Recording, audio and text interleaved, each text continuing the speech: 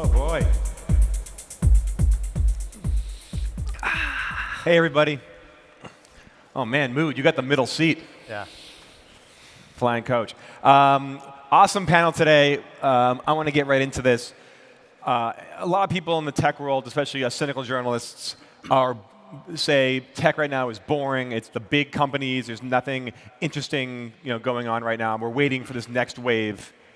Prove me wrong. What is getting exciting? What's the future right now?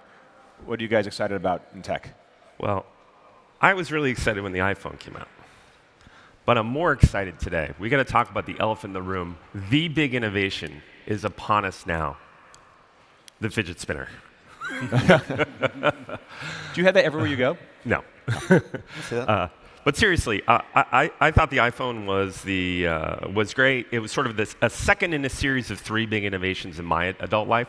The browser was a fabulous innovation. Wasn't that complicated, but boy, the web revolution has, really changed our species. It's made us a smarter species. iPhone came along, that led to all these mobile apps, and the mobile apps are even more powerful than the web apps. And we swiped our way to a smarter species. And today, I think we're sort of at the very beginning of the third wave, in my adult life at least, where platforms like Alexa and their types and Messenger like their types have enabled us to have a new type of application, more like a bot or a skill, and we're going to converse our way to a much more powerful feature. And this is a really exciting time. I feel like it's the top of the first inning for this next wave. These bots were enabled by artificial intelligence, natural language processing. They're relatively smart now. They're going to get exponentially smarter. We're going to move from pointing and clicking and swiping to just conversing. We're going to move from having to learn how software works, where software is going to learn how we work. So I think we're on the verge of a big wave right now. I'm already told I talk too much, so this is going to just make it even tougher. Okay. Mood, what are you seeing? You're a West Coast Silicon Valley guy. What are you seeing? What's exciting?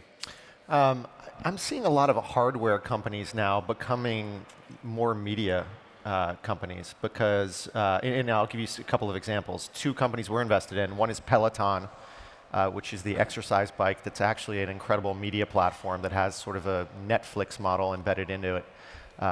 And the other is Ring, which is the video doorbell company that has a subscription software component to it that's helping keep neighborhoods safe. And so, how does that work? Or how do you see it as a media company? What's that? How do you see it as getting into media, the doorbell? Okay, so it's motion activated. It captures like anything that's in front of your doorbell.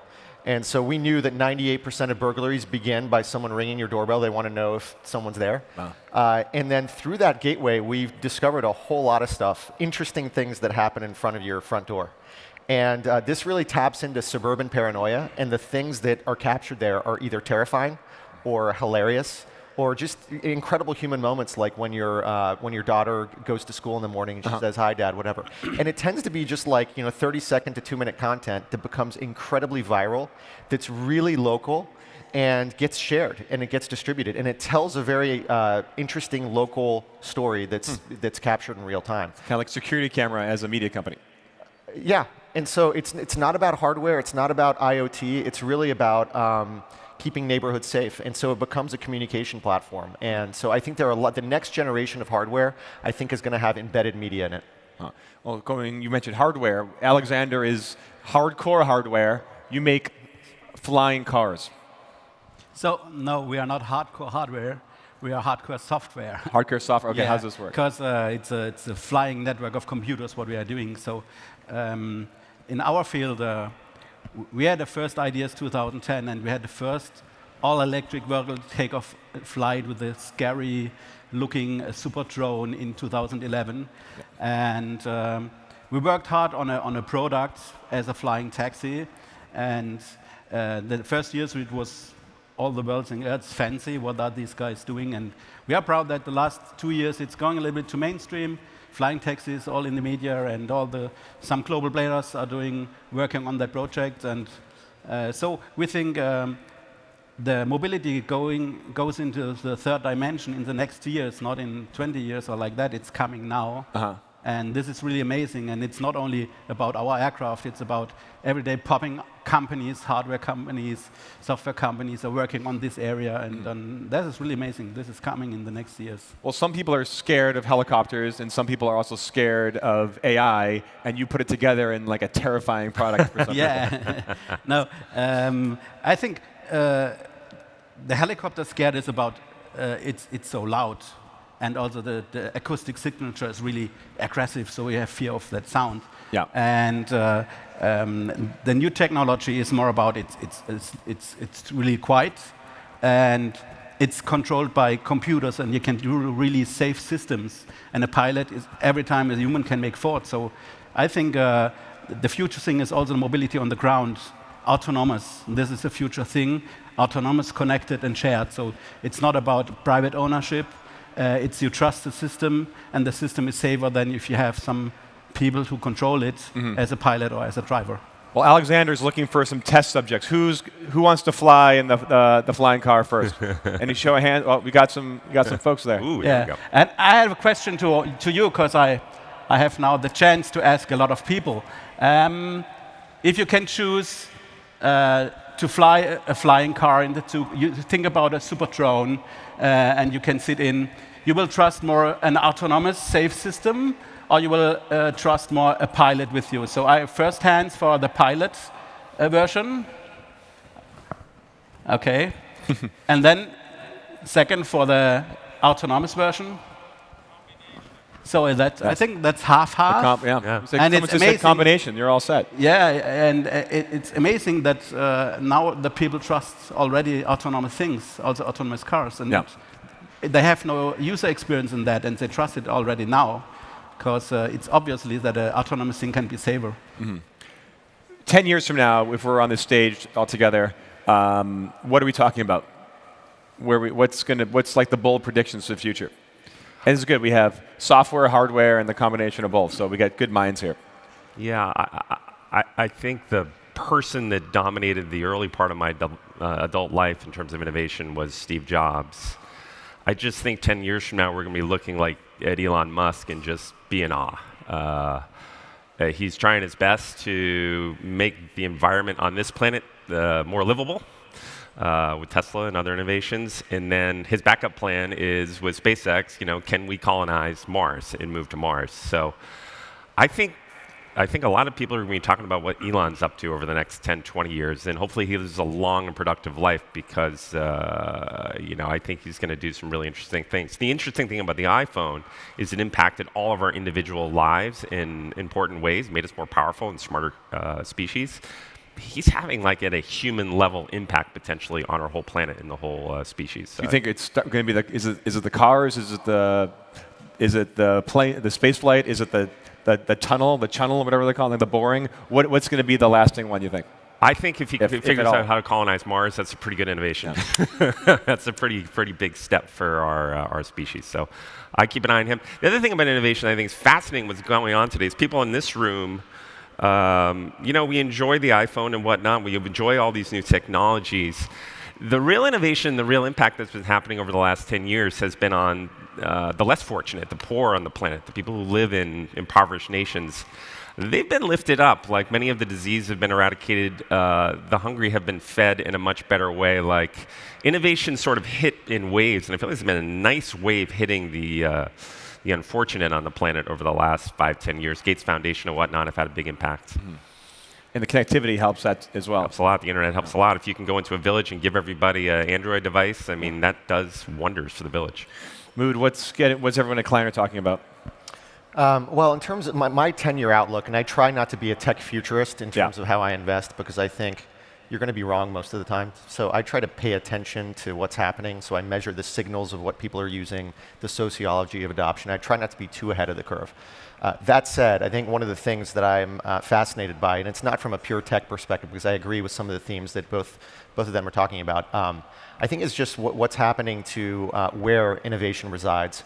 I think Silicon Valley having a monopoly on innovation, I think is going to just dissipate. It's happening right now. Yep. It used to be, tech talent used to be concentrated in Silicon Valley.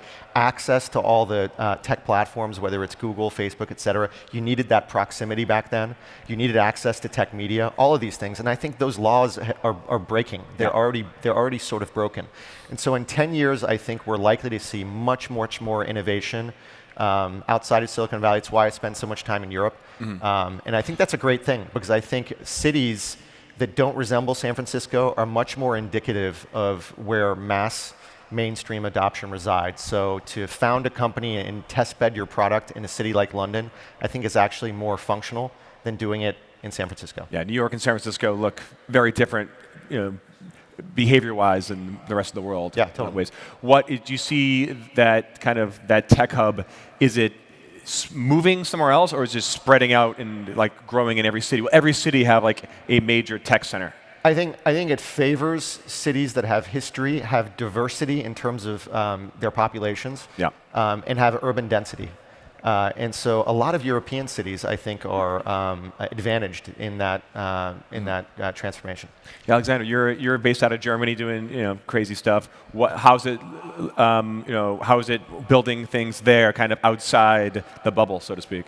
So we are based in Germany for sure, but we are want to be a worldwide company. So we are growing out now into the world, and I think our market is not Germany, not at all. Our market are the big mega cities, and I think in 10 years there will be kind of third dimension mobility in urban space, and I think this bring also the people not only a little bit faster access, also they have another view on the world. So if you see every day in using a flying taxi your city from above, and you don't look only in your mobile. So I think you can enjoy a little bit more your own city, and this is also, I think, a thing which coming in the next year, that if you go in the air in your daily life for everybody, so it's changing also the view on the things, because you look more from above on beautiful things. I mean, we're talking a lot here about physical technology, but that's only half of it. I feel like culture inside technology companies and markets is really important now. Obviously this year, a lot of controversy and scandals, and especially Uber.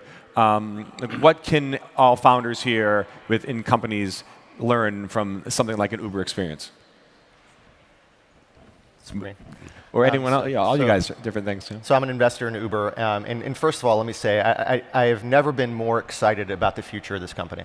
And so I think one of the mistakes I think that all the coverage of this company has had recently is people look at a 5-month type timeline in terms of the history of this business, and I look at the 50-year timeline of this company.